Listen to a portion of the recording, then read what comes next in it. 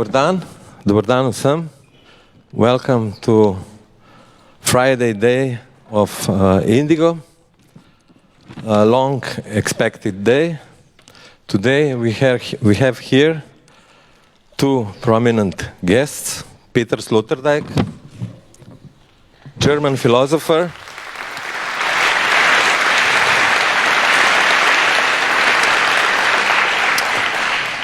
and culture theorist. He's a professor of philosophy and media theory at the University of Art and Design, Karlsruhe. He got many German international awards for his work. He wrote a iconic book, Kritik der zynischen Vernunft, published by Surkamp in 1983, Critic of Cynical Reason. In 2002, Sloterdijk began to co-host in Glashaus, das Philosophische Quartett, in the Glashaus, the Philosophical Quartet, a show on the German ZDF television channel devoted to discussing key contemporary issues in depth. Peter Sloterdijk wrote numerous books where he finds unexpected and unsought connections which we don't see or don't want to see. If Peter Sloterdijk did not exist, we would have to invent it. Slavoj Žižek, I hope I will not present because he's really from Ljubljana, very well known theorist, professor, lecturer, and our, as I say, treasure. He's regular guest of INDIGO Festival, and he is here with his guests almost now for 4 years. I would like to thank and to say hello also Steirische Herbst. A lot of people from Graz arrived today for this lecture. And of course I would like to say thanks to Goethe-Institut and especially Director Alice Landgrebe, who will take over about discussion about these two important persons. Thank you very much. Yeah.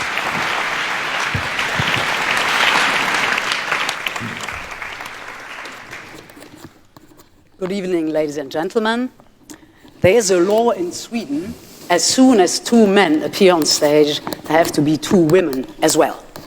Probably this law will be soon introduced to all of Europe, and that's why today I'm here to train, although I'm only one. There's not enough time today to discuss all the topics we would, but we will all learn tonight, I trust, what it means to be wanting to die for the truth. Let me say a few words about Peter Sloterdijk and Slavoj Žižek. They're both from different philosophical schools, and they see the world very differently, but they also have a lot in common. Sloterdijk was called the most cheerful philosopher of Germany. And cheerful, yes. And the funniest. Yeah. They are both world famous. They're both professors. They have fan clubs. And they both wrote bestsellers. And of course, they're both controversials. And they have a lot to say to each other. Peter Sloterdijk, as Blaž has already mentioned, has written the Critique of Cynical Reason. And the title was, you can say, a stroke of genius. It made him famous immediately, and this was the first philosophical bestseller after the Second World War in Germany. Let me hand over the word to Peter Sloterdijk. A warm welcome. And we are going to start with Nietzsche. Shall I begin? Okay. Thank you. So we agreed to propose our personal concepts of what we think that philosophy means. Let me begin with an anecdote told by Rousseau,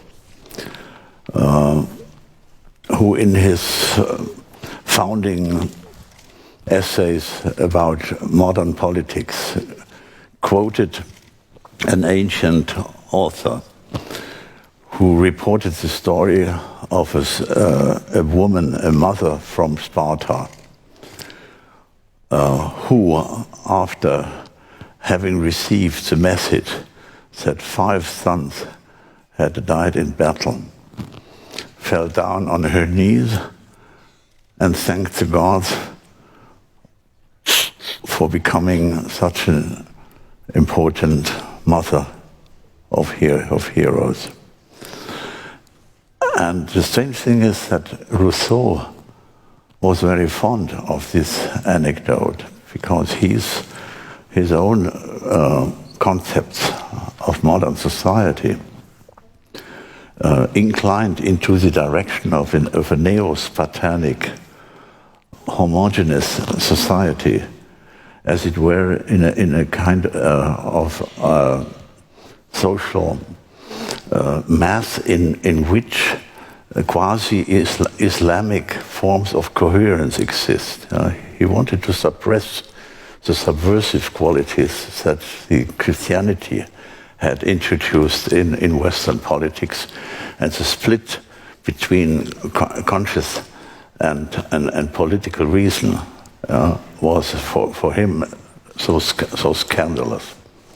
But he introduced at the same time, you could draw back one of the origins of what we later called fascist tendencies in modern thought. Of course, you could draw that back to Rousseau. But at the same time, there is an element of an extremely progressive and unheard of point of view. You find in his introduction to his famous discours sur l'origine de l'inégalité, where he declares, I would have preferred to be born into a small community which is so remote that the greed of a conqueror would not be triggered by this little state, and which is weak enough not to lead wars of aggression.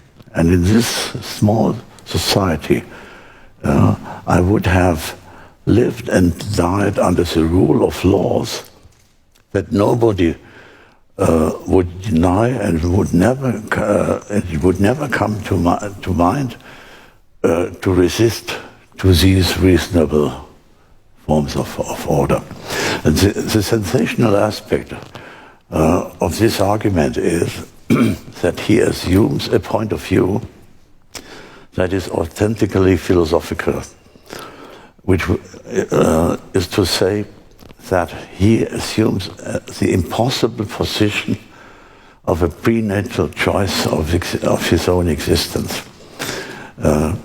So philosophy is something that unroots the thinking from existence. And you can find this gesture at the beginning and at the end of the history of philosophy. In the beginning, with Plato, I shall say a couple of words about his new concept of truth, and in the end, with this progressive Rousseau, and later on with Heidegger, who invented the concept of Gebürtigkeit, which is taken up by Hannah Arendt, and under the concept of natality. So it's no longer mortality the focus of philosophizing, but natality.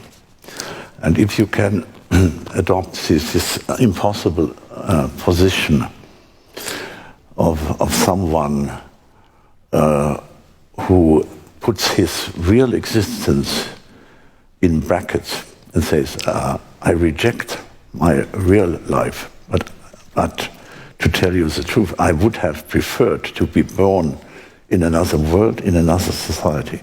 Then for the first time you really assume a philosophical attitude that is as strong as Plato's invention of truth, which has a double face.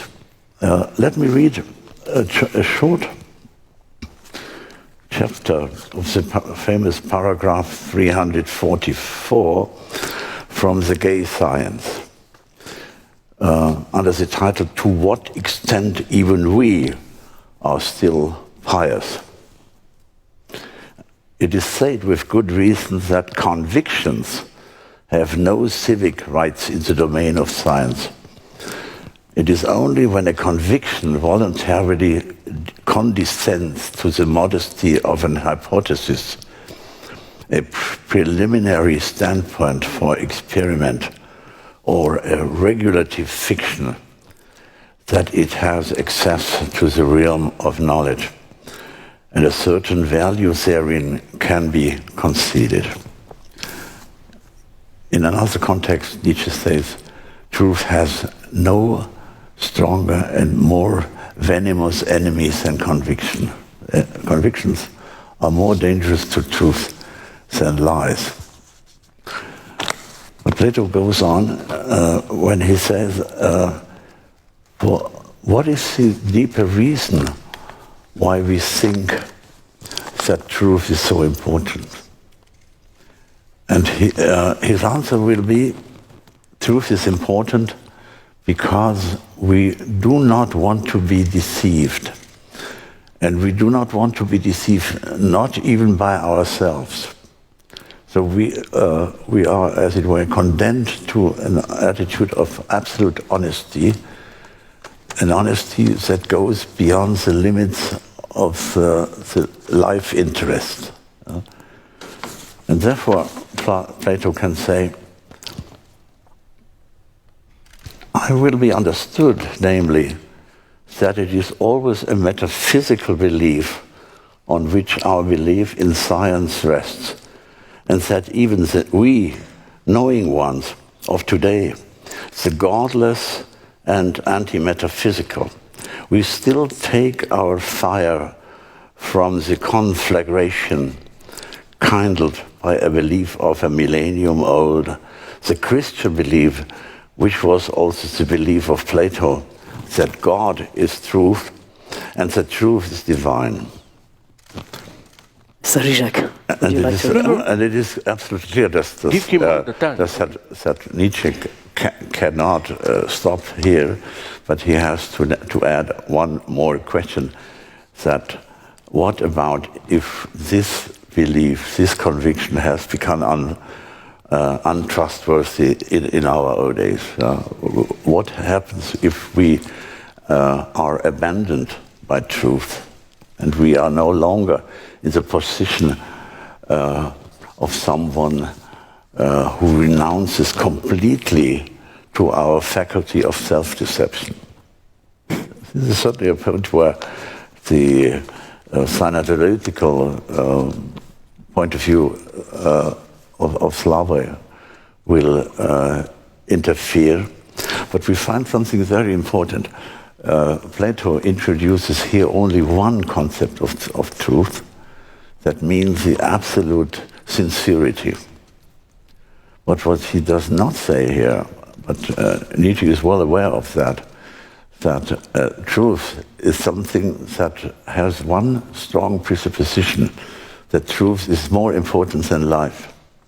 And that Socrates will die for the truth, and he will be the first martyr of the European concept of truth, which is a self-lost, a heroic self-lost in objectivity. When objective truth is there, the subject has to disappear. That is a metaphysical foundation of science, that the researcher, the subject who is dying the science, has to be nullified with regard to the fact. And when we are no longer able to die for truth, there will be no truth anymore.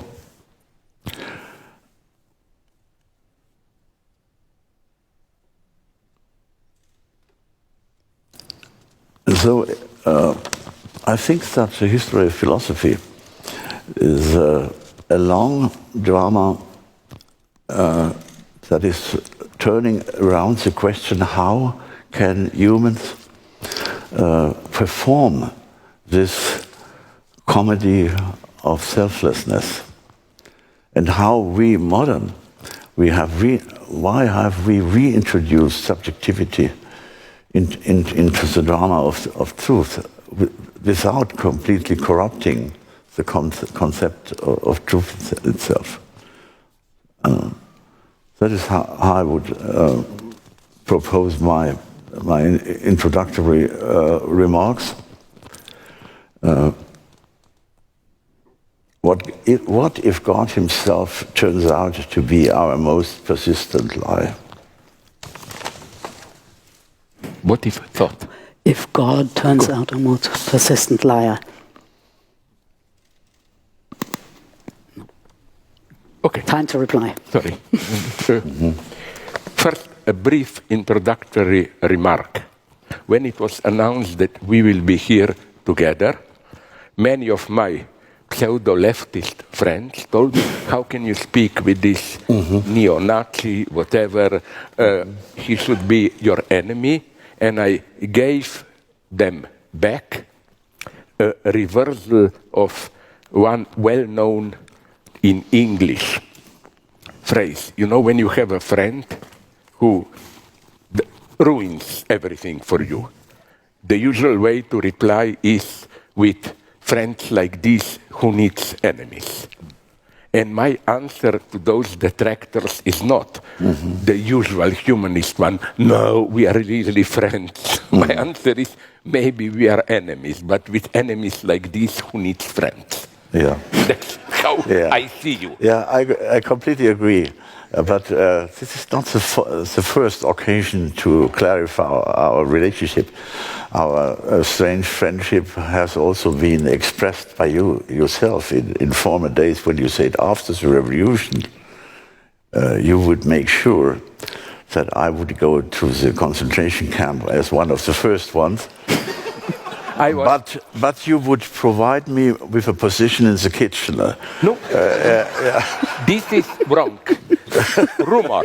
What I truly said is that you go to Gulag, of course. Yeah, of course. But that I, in my central committee building in Moscow, will make a special phone call there, so that, you know, on Sunday in Gulag, you got a little bit better meal, like one rotten fish head in... one roast beef a week. No roast beef, that's rotten fish. And I said, I will make a call there that you get 2 bowls of this soup every Sunday. That was all I said. Sorry, let's go seriously. Now, to things, please. I come to the conclusion which echoes, if I understood it correctly, what you wanted to say now, the underlying insight that, you know, it's not that we are spontaneously, naturally truthful, and then we are maybe cheated by some people, and so on and so on. No, most of us irreducibly pretend to live in sincere convictions which are lies. And I don't believe in this. Some Marxists envisage it utopian moment when ordinary people will accept the full truth. So my first statement is, you all have heard about Abraham Lincoln's famous statement, which is not just a rhetorical trick. I think it's the ultimate foundation, this presupposition of democracy. Without this axiom, democracy doesn't work. It is, you know it. You can cheat all the time some of the people, you can cheat some people all the time, but all the people cannot be deceived all the time. I'm saying, yes, they can. I think that the moment when the majority, the crowd, however you call them, and I'm not here focusing on the poor people, with so-called educated people, it can be very well. There are very rare moments when they are ready to confront this. And I agree here with you, who already drew my attention to this, that it's not here a question of this traditional Marxist notion of ideological illusion when you are cheated. No, we, in some sense, even want to cheat ourselves. It's much more comfortable to live in certain type of sincere illusion. Now, let's go a step further. What do I mean by this? Now I am attacked all around the world as a neo-fascist authoritarian. I stopped to care about this. But let me give you the first conclusion here. Spontaneously, we assume that people want to be free, and then some outer oppression causes them not to be free and so on and to obey. No, I think that spontaneously, not in any organic biological sense, but in the sense of in our daily life, the way we are educated and so on, we are not free. And our time today is in this sense, here I go maybe a little bit further than you in my direction, that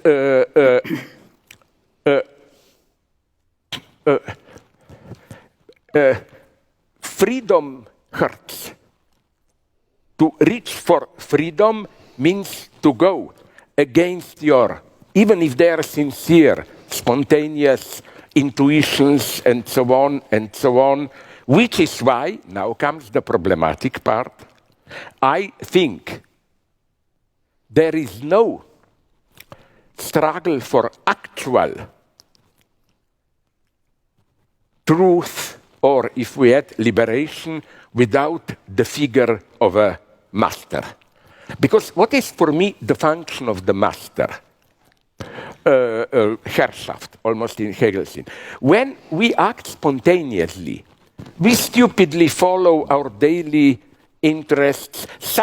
The message of the master for me is not the Stalinist one. I know better than you what you want. No, the message of the master is you can, to kick you out of this self-satisfaction, to step out of yourself, to take a risk. I will not go further into it, just to give you, with what I think about illusion, even we didn't yet talk about it, my saddest recent experience. You see, this is the material power of in some sense, illusions, in some sense, understand them.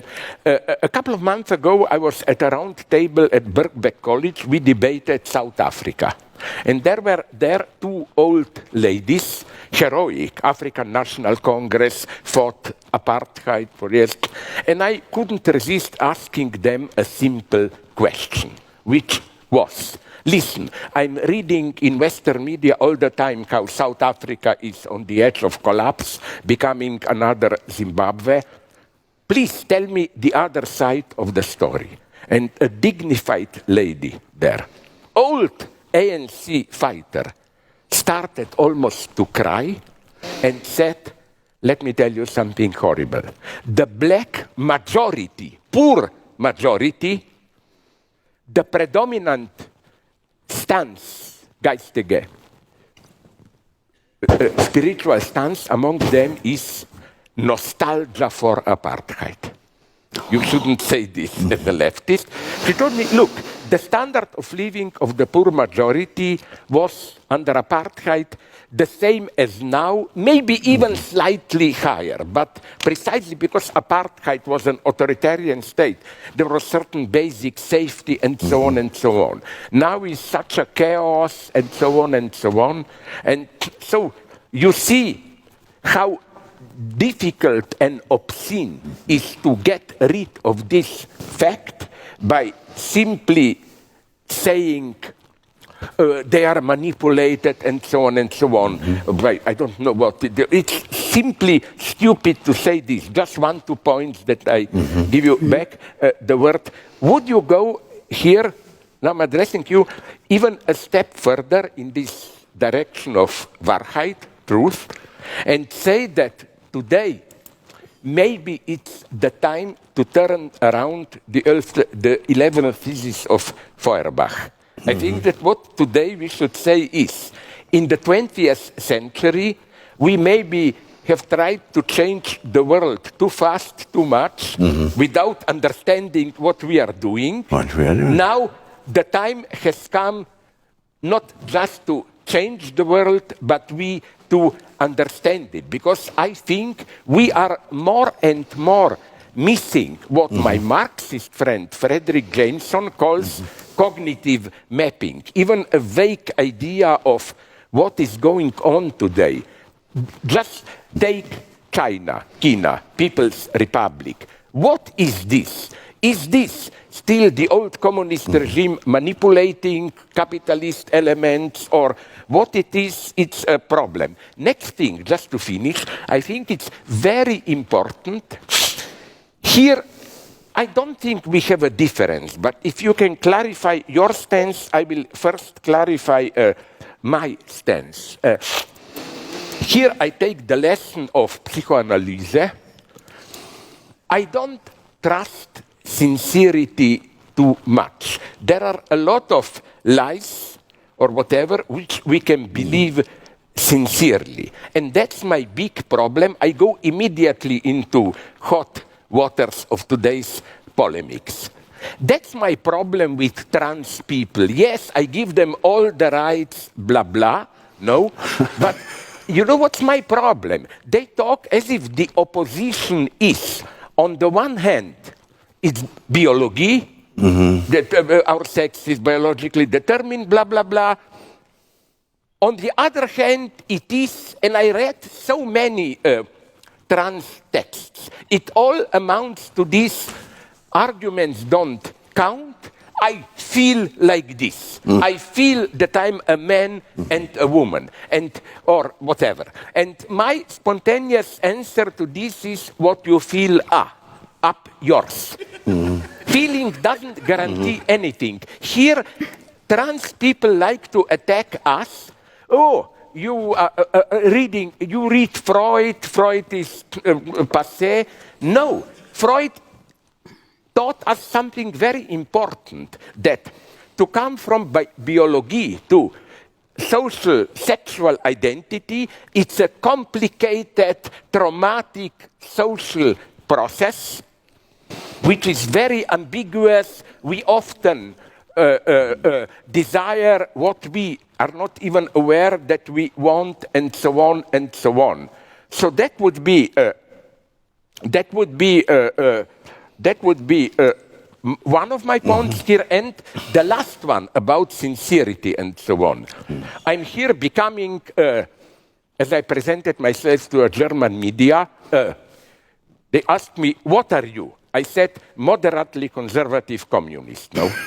And they, at Die Welt, they said, perfect, we are moderately communist conservative, so we can collaborate. And you know what is my point here?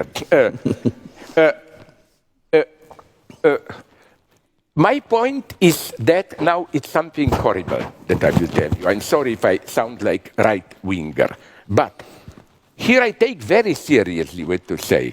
With notion of die Wahrheit, truth, I'm incidentally totally a Platonic, much more than for Aristotle and so on. But I will immediately finish. Sorry if I talk too much.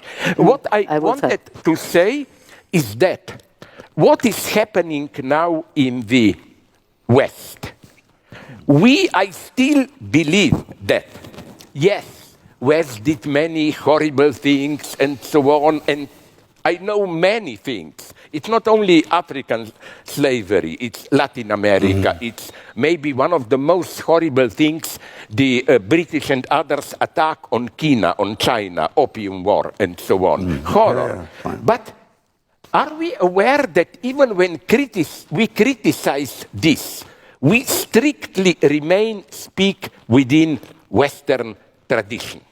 And we have, isn't it time that we are not ashamed of this, that we, sorry to use this word, proudly assume it and say many things, and then I just say my last story, then I stop. Listen, slavery. If I ask you slavery, admit it, for 95% of you, the first reaction would have been, yeah, whites kidnapping Africans. Sorry, but if you look at the history of slavery, first it was in all societies from Neolithic on. The moment you build houses, permanent settlements, it's nice to have a slave to do it. Then, listen, first, there were no white people who went to Africa kidnapping their slaves. Are you aware that African, I don't know how to designate them, maybe not states in the Western way, already were highly developed in the sense of slavery? Go to Ghana, Accra, Museum of Slavery, and they honestly admitted there. White people, merchants, almost didn't put their feet on Africa. They were just parasitizing on and buying surplus, not surplus value, surplus slaves from them. Point two, why only this focus? What about slaves by Arab countries from Eastern Africa? The number is practically the same, if not higher. So what is, I will end with this ultra provocation, so what is unique about the West? I'm sorry to tell you this. It's the only, in the larger sense, civilization which, from late 18th century, systematically developed a movement to abolish slavery. No other civilization did this. Some Islamist friends told me, we did it. Read their text. Yes, slavery is permitted, just you shouldn't have Muslim slaves. With others, it's not a problem. So I think that more than ever, we should stop this absolute self-destruction of the West. Whenever somebody says freedom, there will be a politically correct pseudo-left. Yes, but freedom is a mask of exploitation, slavery. No, we should become, and that's the only thing we can give the world. We, Western Europe, modern United States, we should not be afraid to develop a certain pride in our tradition. Sorry. Maybe we should send these people to Dubai so they can have a look. Yeah. To Dubai. No, I will so they can see slavery. Cook soup in Gulag for him. Yeah. But that's So, a short... quite short. My God, we are the boss. Long answer to so many A questions. short message from my virtual Gulag. But it will be Gulag with a human face. But the Gulag is a good place to talk about Plato once again, because the essence of the Platonic turn of thought is that he creates a profound divide between perception and reasoning. Yeah. And there is no truth in perception. And the biggest cheater of all cheaters, beyond personal interest, is the phenomenality of the world. So the phenomena are made to feel us at home in the world, because we have become accustomed to that which appears, and appearances show us and tell us that we are at home where we are.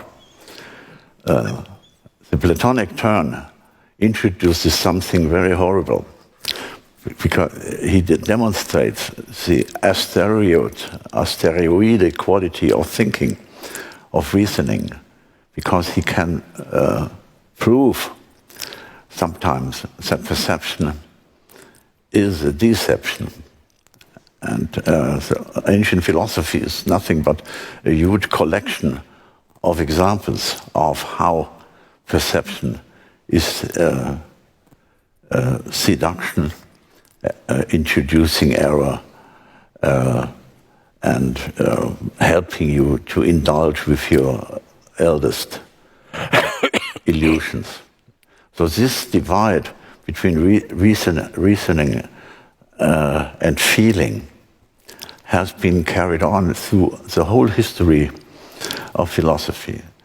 When philosophy became criticized from the early 19th century on, in the post-Hegelian position, the young Hegelians all had one argument. The philosophers have understood everything, but they have forgotten reality. They left out reality. They found a truth beyond the reality, but these truths are not rooted. And since from the 19th century on, philosophy is about a counter-transcendence. Yeah? We have transcended too far and too much, and we want to re-transcend, re-descend into reality without abandoning the pretension of philosophizing. And this is the point where everything becomes so critical. And if at the end of this movement a trans person shows up saying, I feel like this, and my feeling is truth, we have reached the end of this re-transcendence, because we have reached the point from which philosophy originally started. That is, it renounces to the immersion into the world of phenomenality. This renouncement is the creative act of philosophizing as such. You prefer thinking to seeing and hearing. That is one of the reasons why the fate of philosophy, the decadence of philosophy, began also already with Aristotle, yeah. when he pretended that all men are looking for truth by their own nature, which is absolutely untrue. Whereas Heidegger is true when he says, wherever the man appears, wherever truth appears, humans run away. Humans run away when truth is in the air. Why? Because truth has an unhuman and sort of counterintuitive aspect. And the Platonic revolution was announced by the Ionic philosophers, Thales, when he made this enormous sentence that everything of the real cosmos is made out of water. There is no more, stronger counterintuitive assertion possible. When the Pythagoreans, in their small community in Crotone, in south of Italy, pretended that the given world is nothing, but the truth is only to be found if you are able to decipher the mathematical partition of being, because everything is number. And what you see are numbers in disguise. They came from a musicological point of view, because they divided the string of ancient music instruments, and they discovered the rules of intervals, and they projected the numeric scheme of the interval onto the being as a whole. And we know today that the Pythagoreans were basically correct, and that the counterintuitive approach to reality is absolutely necessary in order to escape this field of immersion in which our existence is caught. And this is one of the reasons why Heidegger is so interesting, because in his thinking that is turning around the concept of Dasein, it seems to us that the last point of re-immersion into reality has been reached.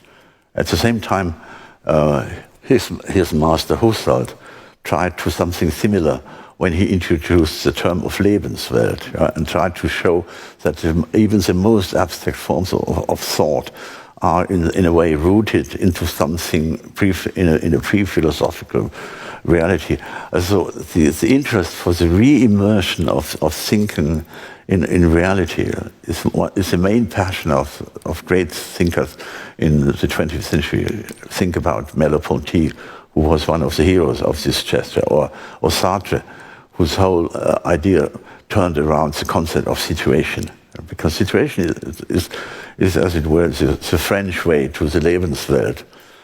It is a Lebenswelt charged by a drama. The Sartrean situation is Lebenswelt plus drama plus decision, and plus tragedy, of course. Whereas Husserl is the thinker, probably the most distant, the most remote thinker when it comes to the question of the tragedy of human existence. He has this godlike serenity until the end. And that is why we have to consider this asteroid quality of truth-seeking and truth-making. Truth is something that interrupts conventional forms of view. And in the modern cosmology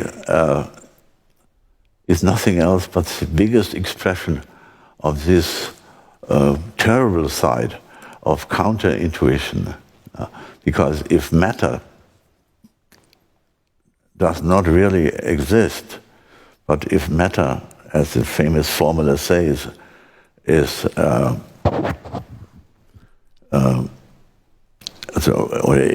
energy in another state. And if energy is mass times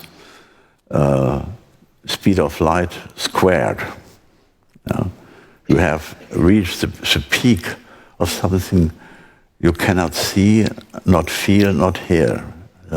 You have once for all left the space of intuition and perception, and you have nevertheless to admit that that a truth is told when Einstein speaks. And that is something that hurts that much. And the whole history of metaphysics has become dramatic because the humanity as such is divided in those who will partake in the adventure of truth thinking, which means of not flying from truth, and all the rest. And this is split between monks and people, or as Gottfried Benn said, monks and criminals. And this is the deep divide of humanity.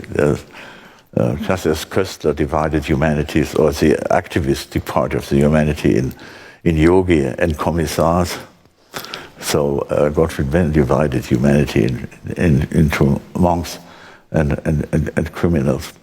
And the criminals are those who are content with self-deception and the deception of others. Yeah, but finally, we cannot decide who is who between us. There's an old tradition that there is one crying philosopher, which is Heraclitus. That could be your role. And a laughing philosopher, which is Democritus. I'm for Democritus. But we both cry. I'm afraid we are both. We pretend to laugh, but we cry both. No? I deeply... Sorry, did you... Yeah.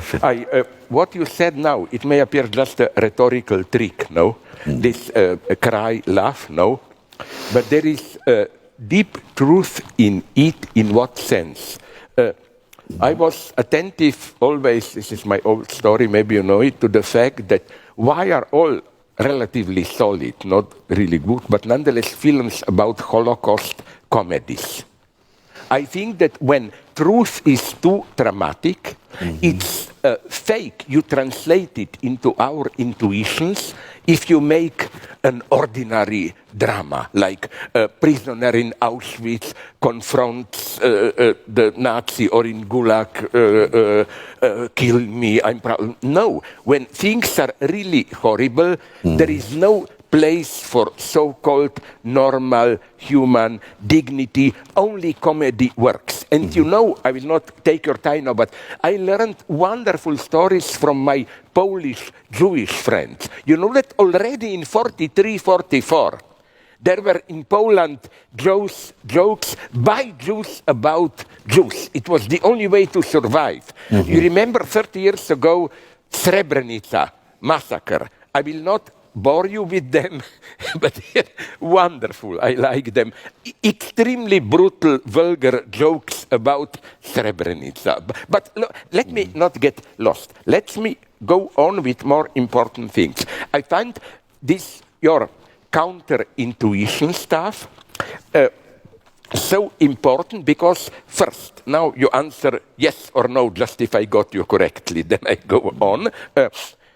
This is why, and would you follow me here, I totally opposed a certain, they like to call themselves anti-Cartesian trend, when they say this split between feelings and reason is modern divide, we should unite the two, and so on and so on. No, this is too easy, and I will give you, so I don't lose time, an example which I find very important on what to say.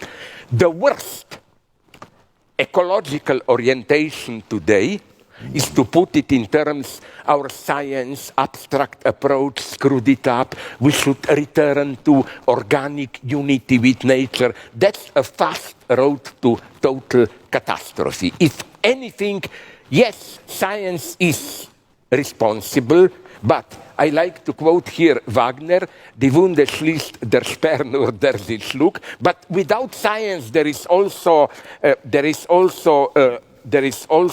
no way out of it. And it's so important what you said, how this counterintuition grows. Already with Galileo, it begins. I will not go into details, but then you have Einstein, not to mention quantum physics now, and so on.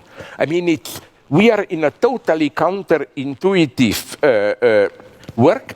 So just two concluding remarks. The first one, what I'm nonetheless tempted to do, and here I move a little bit, screw them if they will be bored, topic of more metaphysics. I deeply appreciate your big, thick work on spheres. But would you accept what I will say now, something relatively precise, that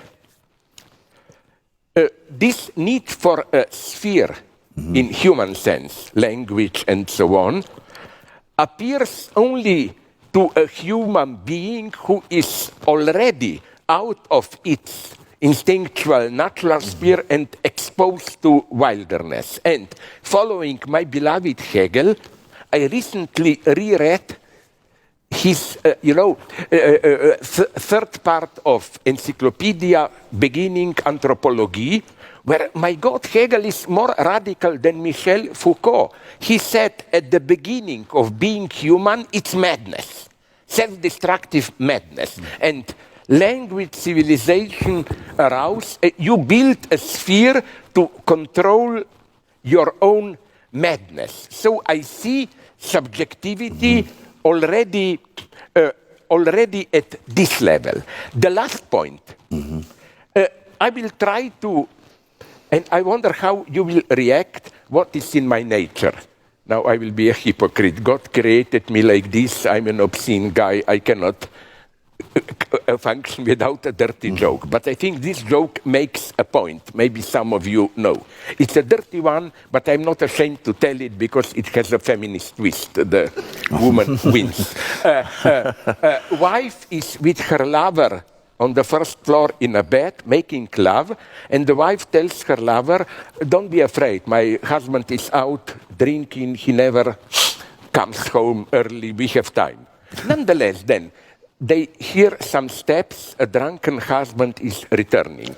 The lover says, oh my God, should I jump through the window? No, no, says the wife, he will just fall asleep drunk, we can go on making love. And this is what happens. But then, 1 hour afterwards, the husband nonetheless awakens a little bit, kicks the wife, who is between him and the lover, and says, my God, darling, am I so drunk or what? But usually when I look down our bed, I see 4 feet. 2 of you, now I see 6. And then the wife, feminist, good, says, listen, yes, you are drunk. Step out to the door and look again. So he does it and says, yes, you are right, there are only 4 feet. I think that what philosophy also can teach us is don't forget into what you see to include your own gaze, as it were. Always reflect on how you are included into it. This has nothing to do with some subjective relativization of truth and so on. What does it mean politically? For example, we now talk about, I will go directly into dirty politics. We say Western liberal democracy is fighting new forms of Oriental domination and so on and so on. No, this would be 4 feet. We are divided. New forms of neo-authoritarianism and so on. There are 6 feet. You must include not only us as a united Western bloc, but the division here. Without our division, you cannot see it. Or just if I conclude with another, similar example that I always use here for me, not subjectivity, it's still objective truth comes.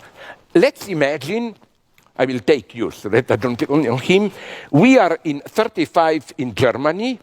You are not anti-Semitic liberal. I am a Nazi. We debate Jews. And the moment we reduce the debate onto an objective level, how are really the Jews? Are they like this or not? We are lost. The true question is not were Jews really the way Nazis described them. There, the result is some cheap compromise, you know. Yeah, maybe they had a little bit too much influence, but Nazis...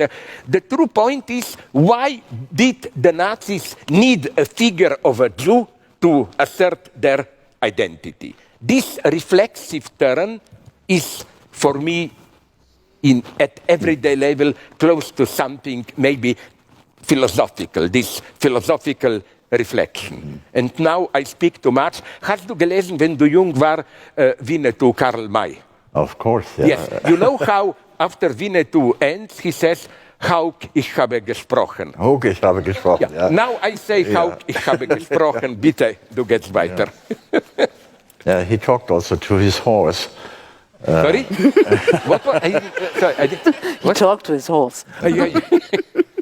No, you know who? No, you are here in no way. Like King Charles speaks with trees and horses. Yeah. So I would like to go back just for a moment to that concept of immersion.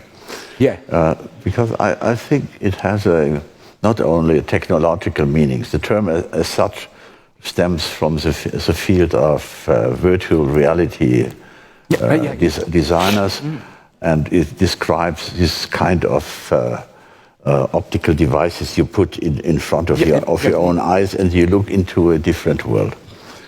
But the reality of immersion is almost boundless, because once you understand the principle of that immersive or situationist thinking, you see that everything is tinged by this question of immersion. How much are people in their situations, and to what extent they do not really belong to the situation in which they are. And Heidegger has reached the utmost limit of this immersive quality of existence when he spoke about Dasein. Yeah? And in der Weltsein you also. Yeah, but his Dasein is this paradoxical unit of ecstasy and situation. Yeah? That situatedness means to be included in a place. To share the quality of Dasein means to be outside, to be in an ecstatic relationship with the situation. And the whole of the modern philosophical anthropology with Plessner and his eccentric positionality of human beings, and the rest of all them, they all have understood that there is something exceptional and rebellious about the human position. Max Scheler called the human the Catilina of the cosmos. Yeah? So he's just not a creature which is designed to fit completely into his environment, because every environment is exactly that what humans are leaving. Yeah. Yeah. And that leads back to the question, to the difference between natality and mortality. Because life is something that is in the middle of both. And the classical metaphysics were strongly oriented towards the finality of human life, and they interpreted the end of life as death. But they always neglected the fact that there is an original end at the beginning. And this original end is a moment when the ontological ecstasy begins. Because we are born creatures, and we are leaving a natural space that we are used to call mother. But in that case, it is a wrong expression. We rather should call it matrix or something like this, because this is a motherly situation we could call nature. And humans have the tendency to reproduce intrauterine situations in the outer world, especially when we are sleeping, because as sleepers we stop this ecstatic. Ontologically ecstatic situation of our existence, and we turn the back to reality and turn towards an inner world that has maybe something to do with the outer one, but not necessarily. And so my point is that everything drives us back to the question, in which kind of situations do we really believe to be immersed? And we are surrounded by an exteriority which is highly structured by counter-intuitive truth. It is as if every truth is a spaceship or a satellite turning around the Earth, and we are as it were besieged by truth that we do not really encounter. Can I make, if it's not too philosophical, a risk, and then we can go to more popular stuff? I, for a long time, wanted to ask you, because I'm sincerely not sure, am I an idiot here, did I get it right? For me, Heidegger is, I will explain how, I know his critique of the notion of transcendental approach, the ultimate transcendental thinker. In what sense? For Heidegger, the ultimate Ereignis event is a disclosure of being in a new way. Things appear not in a superficial sense, like Dasein means Sein appears to us in a new, epochal, new way. But then, from time to time, I found this in the late 20s in his seminar on vier Grundbegriffe, up to some late book, short dialogue with Eugen Fink. He asks Heidegger this totally naive question. But what happens with entities, things, independently of our perception of them? And then, very strangely, Heidegger engages in some almost theosophic speculations which remind me even of Walter Benjamin. At some point he speculates that there is an infinite pain in nature and that human language is a way for the pain which is already in nature independently of us coming to word. So the problem with which in my books, which nobody reads, am obsessed, is precisely this. Can we move beyond this Heideggerian horizon, which is different epochs of being? Now our only hope is another disclosure of being, without, of course, returning to old naive materialist realism. Yes, we are part of nature and so on. I'm struggling with this. Do you have something? Or yeah, but finally he strives back to a new form of immersion in the Parmenidean sphere. Yeah. He reintroduces in a kind of a pre-Socratic regression a state of meditation. Yeah, because the human is, according to the late Heidegger, is provoked to abandon himself into a final meditation of his situatedness. So, in the innermost point of the sphere of Parmenides, that is very, very strange. But it proves something that he finally abandoned his struggle with science. And he lost the struggle with science because he was no longer ready to follow the path of science into the depths and the abysmal realities of counter-intuition. He wanted to win back a situation in which a simple being there on your walking way through the wood is enough to reconcile you with being as a whole. But where do you stand here? The critical moment is that in his interpretation of the history of the disclosure of being in technology,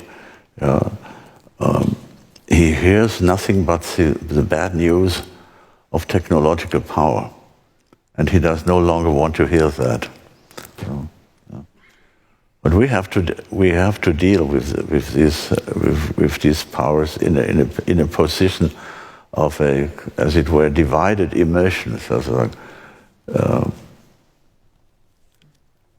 to stay in contact without losing yourself to that. And it reminds me a little bit of this, as you are quoting the suffering of animals and the whole nature. That's what the Apostle Paul already said. Yeah? That the whole nature is waiting for redemption. Yeah. In a way. Yeah. But humans could only redeem the suffering of the world by extinguishing everything. Yeah? Especially some radical ecologists claim, especially extinguishing themselves. Yeah, themselves, but they would miss the mission to redeem the unhappy animals as well, and unhappy plants. where suffering begins. I totally agree with you here. You know what is my polemics with those ecologists who focus on humanity is a hubris. We ruin some kind of a natural balance. My point is, sorry, are you crazy? With our sources of energy, coal, oil, can we even imagine what catastrophes must have happened on our Earth before humanity, for us to have sources of energy? But can I now move a step further in my gulag with a human face approach? You look already to 5 minutes? 5 more minutes, and then we open. Yes. Sorry, just I allow some terribly would like to ask you, but I will bring them together. 2 questions, as you, because it's important for our context here. At the beginning, you were right to emphasize the importance of Kritik der zynischen Vernunft.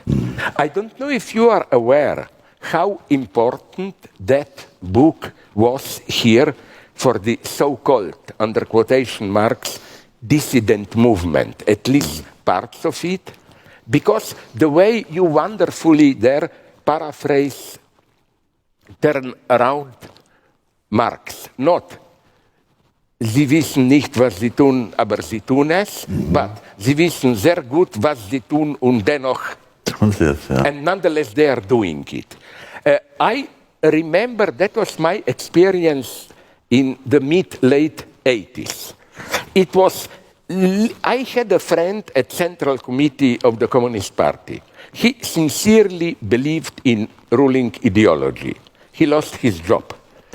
Because to really believe in official ideology was already a first step towards becoming dissident. Cynical distance was included. And now I refer, very briefly, don't be afraid, to maybe some of them is here, to the other 2 members of Slovene Lacanian Troika in the sense of KGB 3 liquidators, Alenka Zupancic and Mladen Dolar, who developed this in a wonderful way, how cynicism functions today.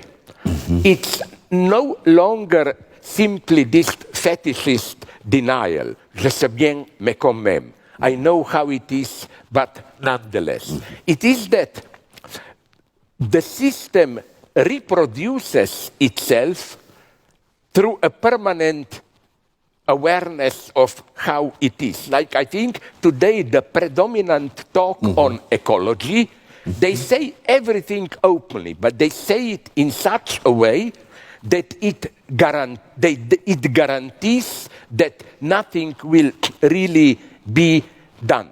And I know this why, because this is zwangsneurotische logic, and I am a model of that. When I was with my analyst, I talked all the time. Why? Because I was afraid that if I shut up for a second, he may ask me a really difficult question. So first, do you have anything to add apropos today's situation? And my last question, here it's maybe deep, not so much polemic as a question. In your wonderful book, Was geschah in English, What Happened in the 20th Century, you do something which I think is now becoming more and more actual. When you say that we need not domestication of man, but civilizing cultures. Today, this is returning with a violence. Hegel is here the culprit. For him, at the highest point of ethics of a citizen is war, to risk your life. And the whole ethical edifice, otherwise we are just particular being caught in our pleasures, is that from time to time you are called to do this. Okay, now I ask you one thing that I already asked you. I don't remember getting an answer. I quote you in English, again, the title just, From the Domestication of Man to the Civilizing of Culture.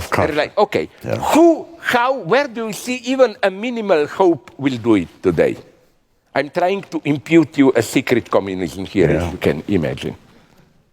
Yeah, you can formulate a perspective of hope as soon as you take a long-term view of human evolution, and in the long run, there is a chance that cultures will overcome the situation of mutual distrust and combat, and become intertwined in such a way that the mutual domestication can go on. At the moment being, we are, the open state of war has returned. Yeah? After the Second World War, there was a period of illusion, because we believed that with the Cold War we would assist the last war, and that we and we observe the virtualization of warfare. Yeah? As long as it is cold, we know that both parts of possible warfare know that this war can no longer be won. Yeah?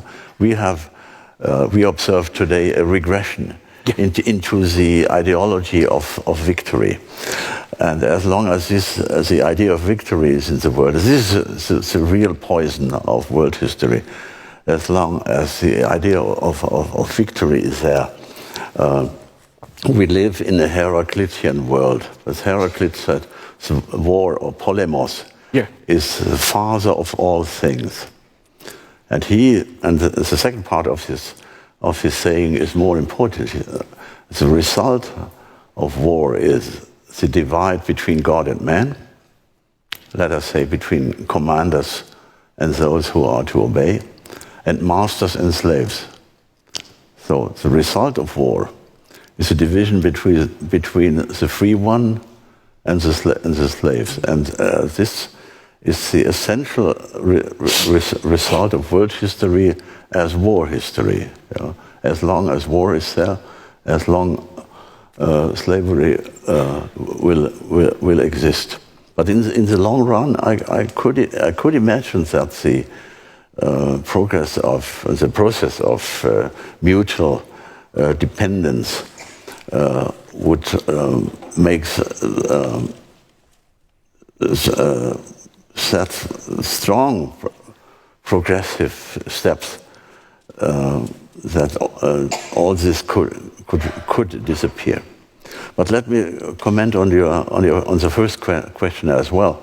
40 years after the publication of the Critique of Cynical Reason, I understand my main error, because when I made this big chapter on the phenomenology of cynicism in the roaring 20s of the 20th century, I was sincerely believing that I was describing a span of time with an amount of phenomena that could never return in the same way.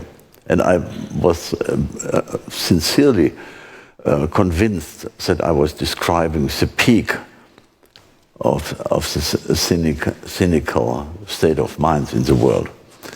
But this was an error, because the old distinction that Carl Friedrich von Weizsäcker had made in the 80s, when he said the main moral problem of the West is cynicism, and the main moral problem of the East is lie. He was right for his own time. But in the meantime, the aufgeklärtes falsche Bewusstsein, the enlightened false consciousness, has conquered the whole of the planet, and from Brasilia to the United States, to Russia, and many other parts of the world, we see the emergence of 1,000 new forms of peaks of cynical manifestations. And so maybe we should do a second edition of selbstkritische. Yeah. So can I really? I will stop. But my favorite maybe sentence from you. I would like to. I think it's also ultra actual. Whenever we talk about relationship, different cultures, blah blah blah. Today, it's always integration, understanding each other. But you said something absolutely wonderful. I forget. You said more communication means at first, above all, the more conflict. You pointed out that what we need today, it's not this eternal obsession with, of course I don't understand you because I don't even understand myself and you don't understand yourself. We need to learn, I forgot the expression you used, should keep at a distance. Why should this be bad? I hate this eternal pressure, and here for me, my concluding thought, I promise, here for me the formula of authentic multiculturalism, I hate even the word multiculturalism, exists. I think that the way it is used today, not this integration blah blah, but I love examples when from a distance, another culture can understand a culture, not in a racist way, but in a much more dialectical way, even better than that culture itself. I'm obsessed, for example, my eternal example, Shakespeare. I hate historicists who say, to understand Shakespeare, you have to know Elizabethan England. My first reaction is, no, to understand Elizabethan England, read Shakespeare, you will understand more than reading here. But second point, you know, there are things in Shakespeare that obviously he himself didn't know what he said, what are the potentials.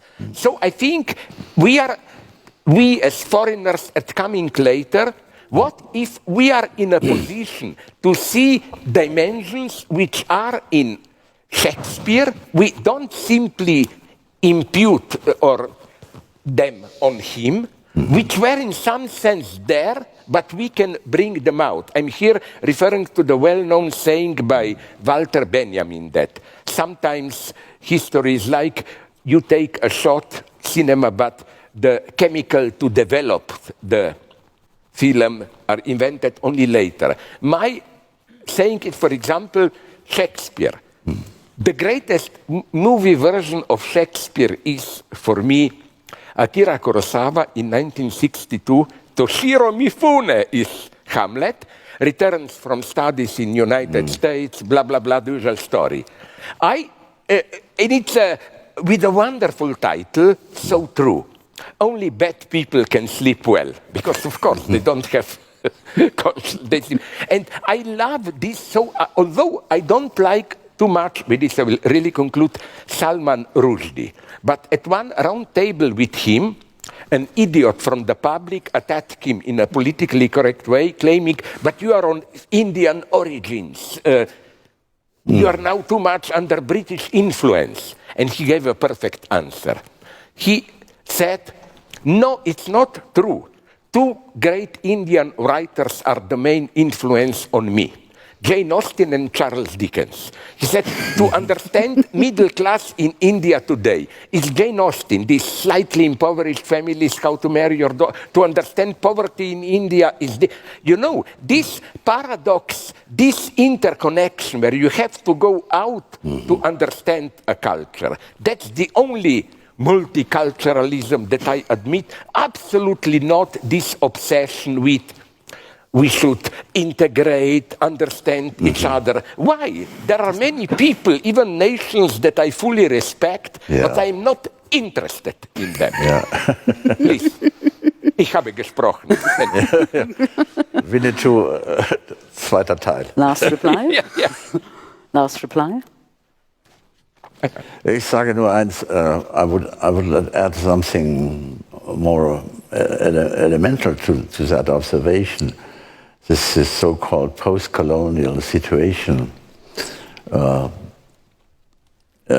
is conditioned by the fact that European cultures exported one of the most dangerous concepts that have ever been conceived on earth, the concept of the nation state.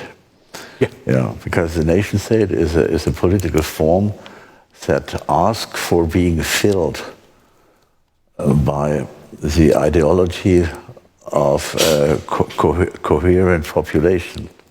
But in the most cases, there is no coherent population. Take the example of Indonesia, for instance, a state created around 1945 in the shadow of the Second World War, a highly artificial construction consisting out of at least 300 different peoples and more than 1,000 different languages. But the concept of the nation state that was introduced here, and the Europeans were unable to call it back, as we do with broken down cars. If something is not working, we call it back to the garage, but we cannot call back the concept of the nation state. And so Suharto and his followers had to fabricate a special national identity, a national ideology, which was brewed with elements of socialism, Hinduism, and Western humanism, and which delivers today the pretext for the most terrible persecutions of so-called dissidents. So when I look out into the world horizon, I almost always see the results of the unfulfilled promises of decolonization. Because the colonial powers always left at the wrong moment, either too early or too late. And by the way, when it comes to the question of Indian identity, there were French and German scholars who gave back to the Indian their holy scriptures. In the 19th century, there was Max Müller, who collected the writings of the Mahabharata and all the holy scriptures of the Indian. And this is the greatest gift a European scholar has ever made to a different culture. This is why the English, the German Goethe Institute in India are called Max Müller Bhavan. Yeah. And that is a beautiful example for a productive meeting of cultures. But what I mean is that they should not come too close to each other. Then it gets dangerous. Okay, now you have your task. Yes. Goethe Institute should be Sloterdijk Institute. Yeah, we try to. Yeah. Thank you so much, Mr. Sloterdijk. Thank you so much, Mr. Žižek. I think we all had a great time and learned a lot again. I'm sure you can't wait to ask questions.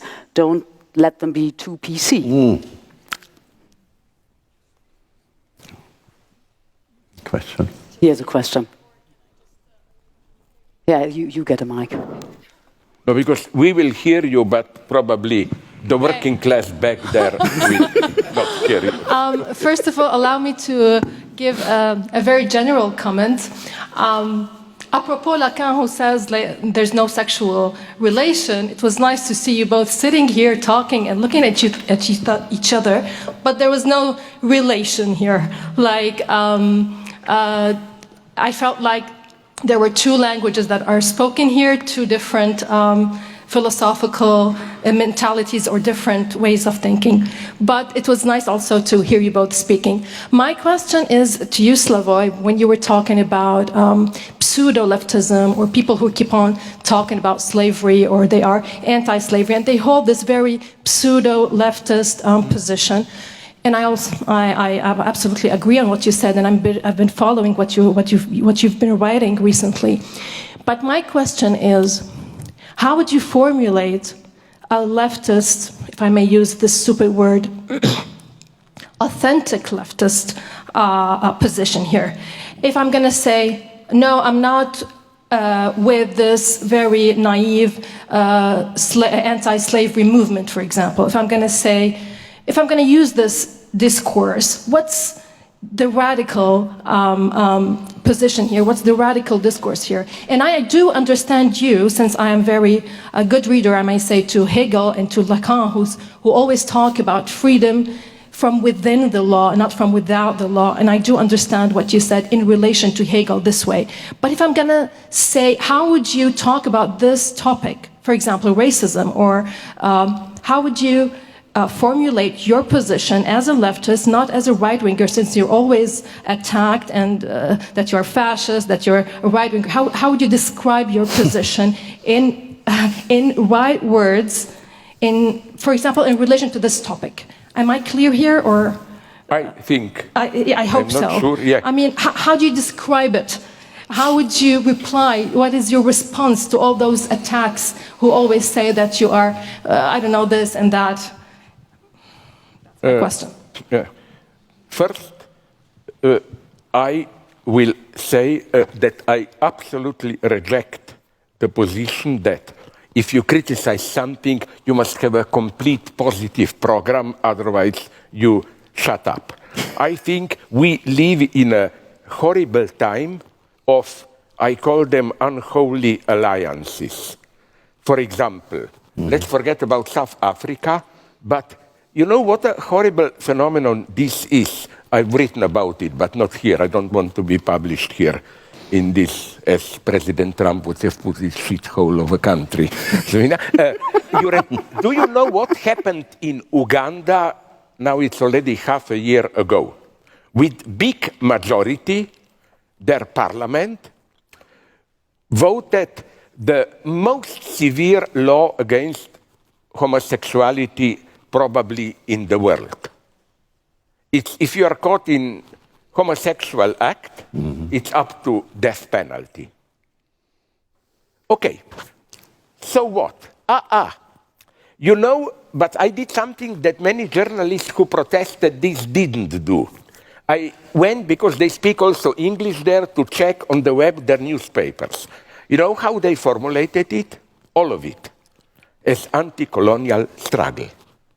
They said LGBT and all that, this is the way Western imperialism tries to undermine our societies. Either you are with us here or you are with the West. And incidentally, I don't want to lose time now for the but this is what the game Putin is playing now. This is the idea of this new BRICS bloc.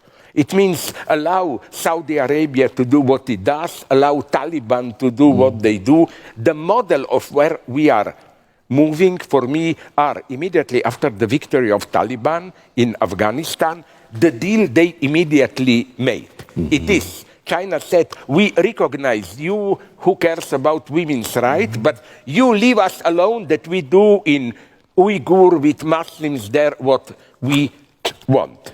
That's where we are moving. So I just have this perplexion. As for what you said, racism and so on, now I will tell you something that may surprise you. I have, but it's not in the same way as this racist saying goes, you know, if you say some of my friends are Jews, this is the definition of anti-Semitism. Not friends. I have many collaborators among the blacks. For example, a young guy who is very intelligent, Remy Adekoya.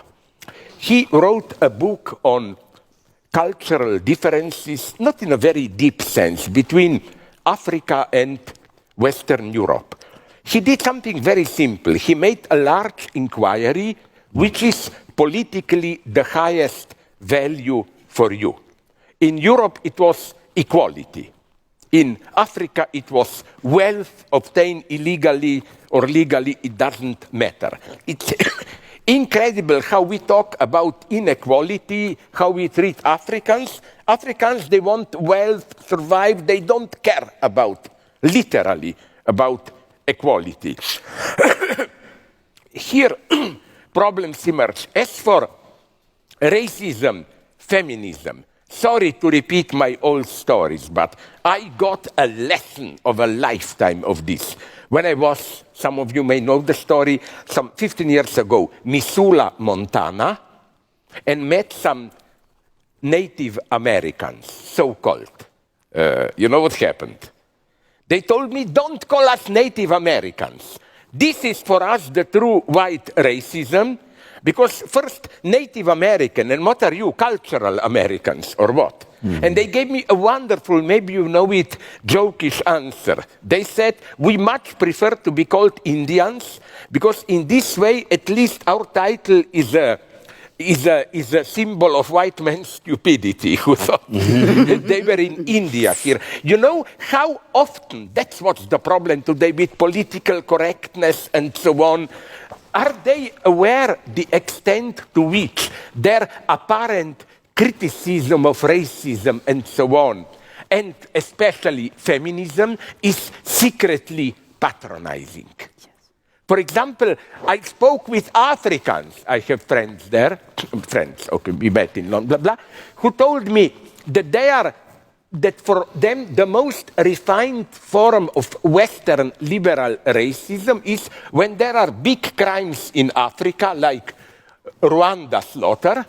Immediately, the Western left reaction was, this is just an effect of colonialism, no? And he said, 3 points, you don't even allow us to be bad. Even when we are evil, it must be an effect. They are so sensitive. Mm-hmm. Or, you know, there is another form of racism here. When some immigrants or whoever, and I'm open towards them, blah, blah, do something horrible, it's always, they are not guilty, it's how we treat them, they are conditioned. Yeah, but so are we. The implicit presupposition of this is that there are primitive people who are conditioned by circumstances, but we whites should be blamed because we are nonetheless, in some sense, free. You know, that's why I never trust this white people's self-humiliation. We shouldn't assert our identity like if Indians dance their dance, it's freedom. If you in a German village or me here dance a Slovene dance, it's neo-fascism or whatever. You know what? Apparently I humiliate myself, but secretly I adopt the universal position. This, my self-humiliation is false. And so it's the same with Me Too, with all that stuff. Do Me Too ideologists even know, do they talk with real women at their problem? You know where was for me the whole Me Too project wrong? Not from the beginning. There is an old black lady whom I met, we love each other. I was obscene with her, she returned obscenity, we embraced. That's my form of love. But what I want to say is she I forgot her name, she invented even the term Me Too some 10, 15 years ago. And she told me she is horrified that because instead of confronting real women's actual problem, did you notice one mistake of Me Too, which immediately tells you about the class dimension? If you reduce it to principal examples, wasn't it always about typical dating scene? We met at a bar, yes or no, did he rape me? Sorry, what about millions of women who, let's say, are in their mid-30s, losing so-called, from our male chauvinist standard, sexual attraction, have 2, 3 women, have no way out? Who talks about all these horrors and so on? In this sense, let me just conclude. I must go here. This is my problem with cancel culture. This is a classical Hegelian case of falsity. At the level of content, they are all about inclusion and diversity. In their practice, the only thing they do is exclusion.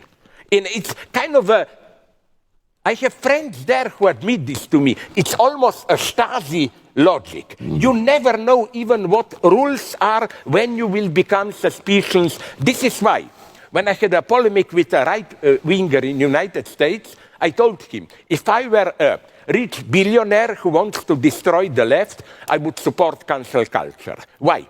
Because the way it works, it's permanent self-division. I suspect isn't what you said already anti-feminist. It sabotages, blocks any possibility of a larger coalition of solidarity.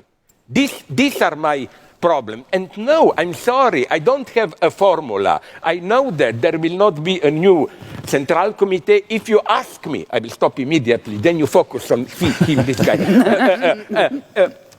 If you ask me, okay, but you are an idiot, tell me one way where the left at least did its work relatively well. Well, I was engaged a couple of times, among others, you may not agree, I knew the situation very well.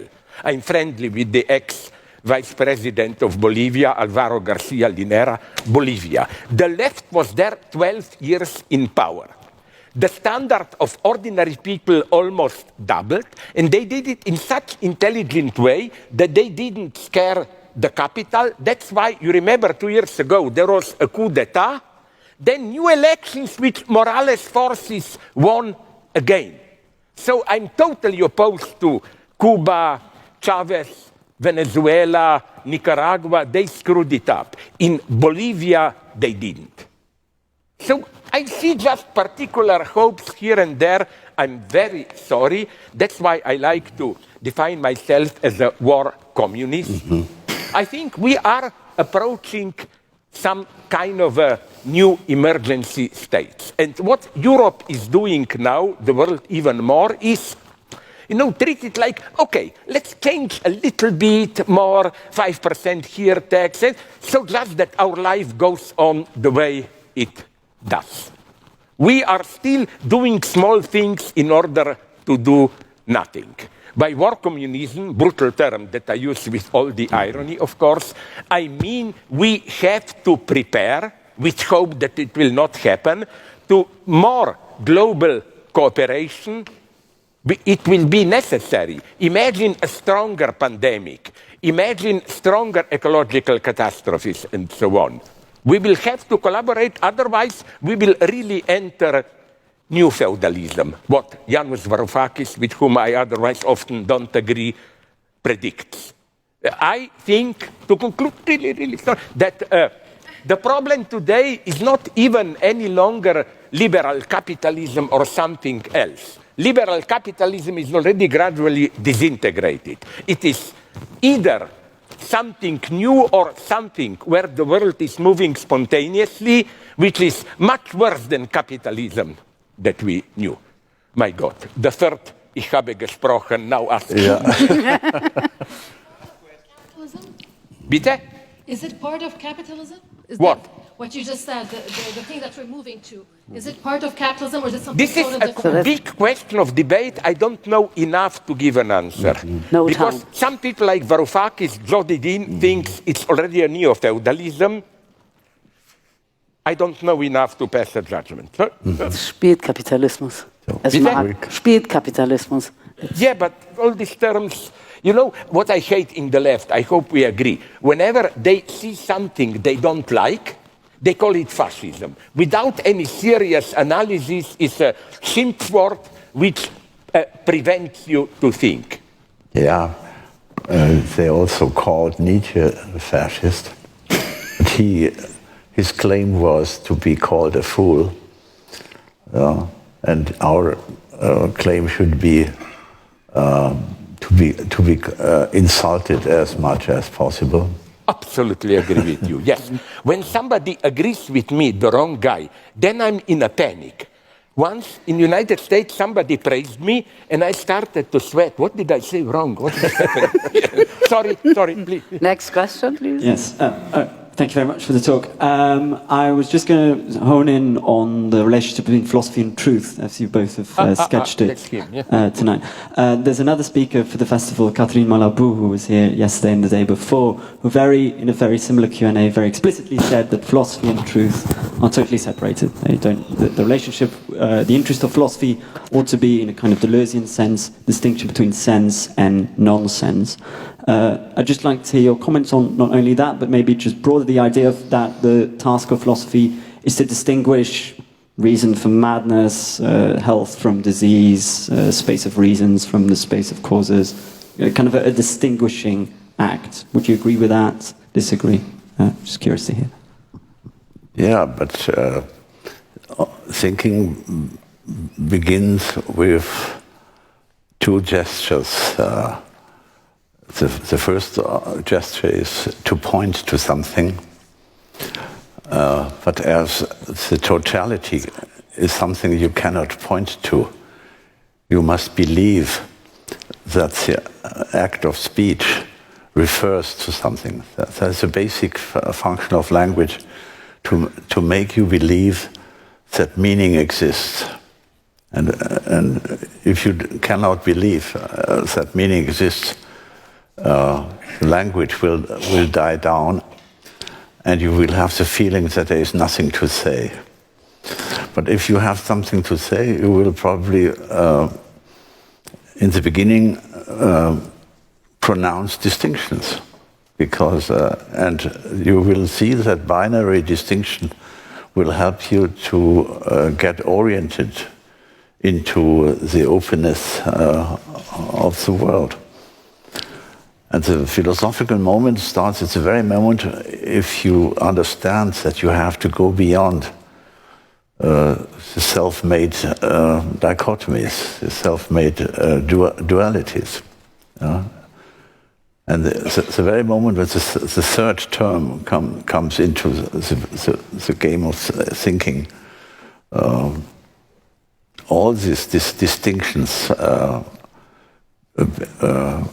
become remobilized, and the act of distinguishing itself will be made conscious. And then you see yourself make your distinctions. And as a distinction maker, you feel the freedom to distinguish in a different way. That's what I could comment on that. But I would like to add something to this fascism question, because the air is full of this kind of political insulting. I would not go into the detail how the term fascism was coined. According to my analysis, it was an invention that was used by the inventors of the Third International shortly after the foundation of the Soviet Union. You must not forget that the Soviet Union was founded in December 1922. Before Hitler's first putsch. Yeah, before the first putsch, but it was founded 6 weeks after Mussolini's rise to power. And the people in Moscow did not know if this is a helpful thing or not.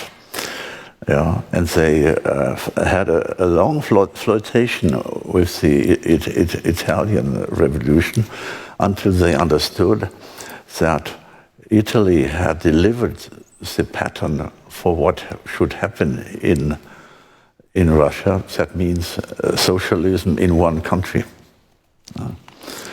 And Bukharin wrote the textbook for Stalin, and they did not really understand that the obsession with fascism was so deep, because they themselves imitated the Italian path. That means to create a dictatorship in one country with pseudo-revolutionary content. One should know this when you use these arguments. But as far as philosophical approach to reality is concerned, since antiquity we have two types of martyrdom. The first one clings to the pattern of Socrates. In Christian times, Jesus and Socrates were parallelized very often because both of them were martyrs of truth, in spite of the fact that the truth of Socrates was totally different from the Christian truth. And the Socratic truth, in its own way, was once more very different from the Platonic truth or the scientific truth, which is based on the elimination of subjectivity. Whereas the Socratic truth, like the psychoanalytical truth, insists on the fact that subjectivity must be taken into account. And these types of truths are still struggling. And there is a type of very toxic objectivism in classical Marxism, because as a Marxist metaphysics, is a continuation of classical metaphysics from the point of view that subjectivity has to disappear when confronted with truth or with facts or objectivity. And one of the key words of the Stalinist vocabulary in Europe in the 30s and 40s and 50s and even 60s was objectively. Whenever something was called objective, it was always implied that the bourgeois intellectual had to disappear. And it was a gulag word. And I think these verbal gulag makers are still at work. But finally, we could make phone calls in Moscow and recommend us mutually for a double portion of food on Sundays. Right? Sorry, can I, very brief, but I cannot resist. First, what you say about fascism is so deeply true. Do you know, for example, I read in a book, I forgot which one, a report on history of Stalinism, that the pact, when there was a pact in 39, was it 39, Molotov-Ribbentrop, no? And this collaboration, you know what Beria did? Beria, Proto-Gorbachev, he first opened the Soviet Union in 50. Okay, he sent a special letter to all gulags, because, you know, there guards shouted at you, fascist, English spy, whatever, Trotskyite. He prohibited the word fascist, so that Germans would not be mad. It's crazy. But another thing, my God, now do you know this? Maybe I will, nonetheless, you know everything, teach you, let you know something. I now got 2-3 important books, not even rightist books, about the link between early development of Chinese Communist Party and fascism. There was a meeting just before Sun Yat-sen, the founder of Chinese Republic, blah, blah, modern China, met with young Mao Zedong, and this was 24/5, Italy, blah, blah, happened, and their conclusion was that we need West, but not in the individual way. The only thing that we can take from the West politically is fascism. We should learn to apply that kind of industrial development, but covered by a strong authority. I find this fascinating, and there is a whole school now, not in China, they will be prohibited, who claim that that's what, in a soft way, Deng Xiaoping did. He turned China from a communist country to a new version of fascist country.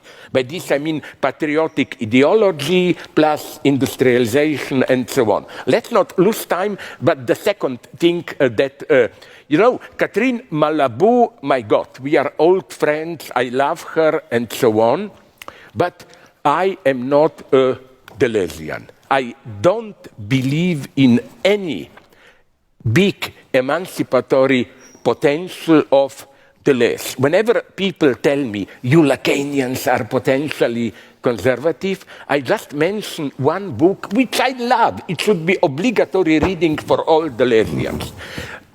Everybody knows it in Israel.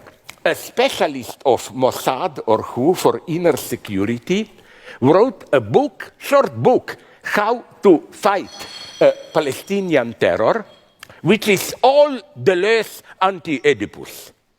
You know, when Deleuze speaks about deterritorialization, different relations of space, he, based on Deleuze, he elaborated the strategy of how, instead of the street from the side, you enter a Palestinian house, when, and so on.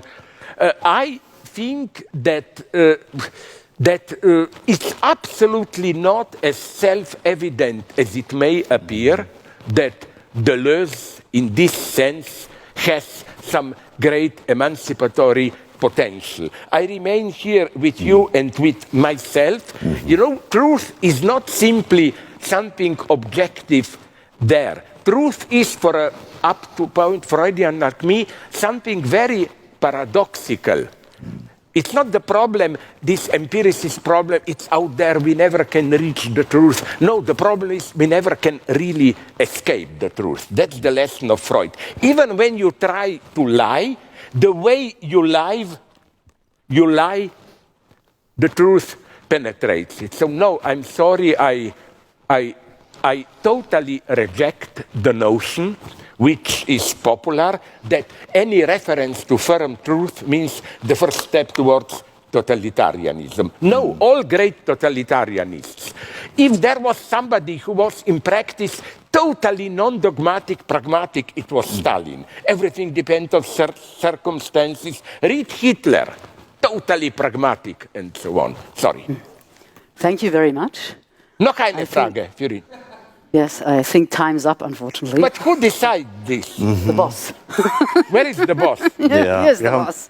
Gulag, you go to Gulag.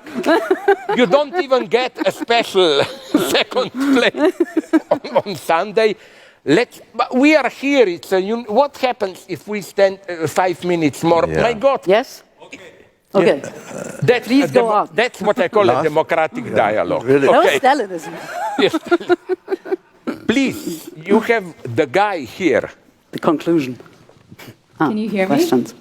So I have a question about your critique of certain forms of ecology, because a lot of Marxist ecologists would say that in this fossil fuel society in which we're living in, we're extracting resources to produce a form of, should I stand up? To produce a form of surplus energy. So why would you say that previous forms of civilizations created or, I guess, committed greater catastrophes than the one in which we're currently living? Oh my God. F, 3 points, you. Ask him, not me, I'm all the time here. So I will be very brief. Go to Google, Philosophical Salon. In a week, you get it for free. I have a long analysis of my good friend, Japanese eco-Marxist, Kohei Saito, who tries to argue for kind of a ecological self-limitation and so on. And second thing, I didn't say much greater, blah, blah, up and down. I'm just saying, but you know how many nature was destroyed by humans even before modernity? Look, Iceland, I was there, they told me. When the stupid Vikings arrived there in 7th, 8th century, it was full of forests. In 30, 40 years, it was gone, building their stupid Viking boats or whatever. So so many already previous civilizations, they ruined so many things. I know today it's something more special and so on, but you know what disturbs me with these new eco-feminists? They think that it is possible to slow down to some more balanced development and so on and so on. No, I think once we are in modernity, we cannot step out. It's lost. So. Can I go back to the sheet? Noch eine Frage. Ja, Ökosozialismus. Ja. I see a hand there on extreme right. So my question is about freedom and dictatorships, in the sense that I think freedom has these three elements, in the way that one is having the information to make the act you want, the second is having the choice to make the act you want, and the third is to execute the act you want. And in a dictatorship, we can see that the level of information between individuals drops, in the sense that there's less information and there's worse information, so everybody becomes more anxious about the future, in the sense that they can't make the decisions they would want. And so my question is, given that information becomes scarce or basically unusable in a dictatorship, is the dictator free in his dictatorship? The classical answer is that in tyrannical states, the tyrant is the only free person. But there is a second thought to that statement. The philosophical irony wanted to demonstrate that the tyrant is 700 times more unhappy than an ordinary citizen. So freedom can mean the highest degree of unhappiness if you are the one who has to mishandle all your compatriots. But as you used it very often, the term of information, I think that in the classical situations of acting, the information principle was reduced to a sign that makes you act. There's in Sueton is the Roman historiography. There's a nice episode when he describes Caesar's hesitation when he is resting with his army on the northern side of the Rubicon. He does not really know what to do. And one day he took a decision by interpreting a strange fact, that on the other side of the river, a young, almost naked man, blonde, playing on a flute, was sitting. And Caesar jumped on the occasion and said, "This is Dionysus who gave us a hint. And now let's go, and to fulfill what the unjusticeness of our enemies and the rightness of God command to us." Yeah? And then he went beyond the Rubicon. There's always a connection between the disinhibition of the act of the acting, the passage à l'acte. Yeah? In final analytical terms, there must always happen a moment when the discontinuity between motivation and project has to be bridged. And the bridging very often happens by the decision to take one particle of this informational environment more seriously than others. Yeah. There's another nice example from the 8th song of the Aeneas, when Aeneas is sitting in front of an Italian city that has not yet been conquered. And he is also waiting for his own decision. And then happens something very strange, and that leads into the peak expression of Roman imperialism. There happens a lightning out of a clear sky, a Blitz aus heiterem Himmel. And Aeneas' reaction is very clear. Let's do it what we have to do is that we will create that city of Alba, which will be the precursor of Rome. And then he said what all these dictators and great men say, ego poscor Olympo, which means the Olymp is calling for me. So the gods are calling for me. And so acting is always something that creates a relationship between a divine sphere or a sphere of truth and the low sphere of tendencies or inclinations. And in order to transform an inclination into an act, you need a kind of hinge point as highly established as possible. That's why the term information is too weak to make clear what kind of energies are at stake in decision making. Would you agree with this beautiful, me again, temporal paradox formulated by some very good action theorists?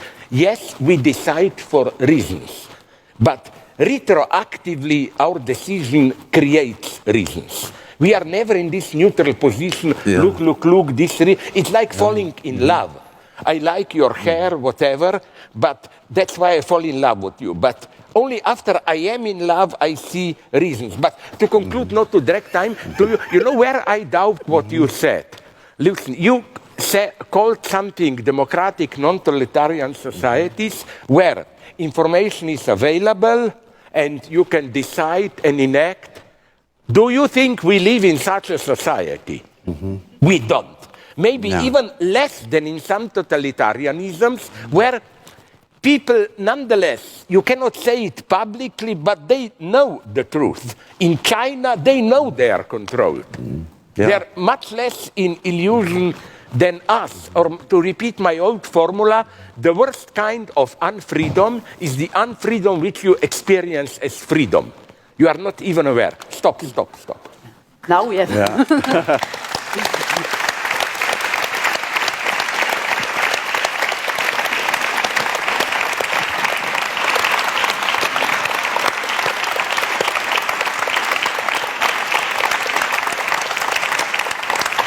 Can I repeat my uralt joke? I read in my book I wrote in my analysis comparative that when there is applause, a Stalinist leader always joins the applause because he's just an executor, it's applause, while a fascist leader never joins the applause.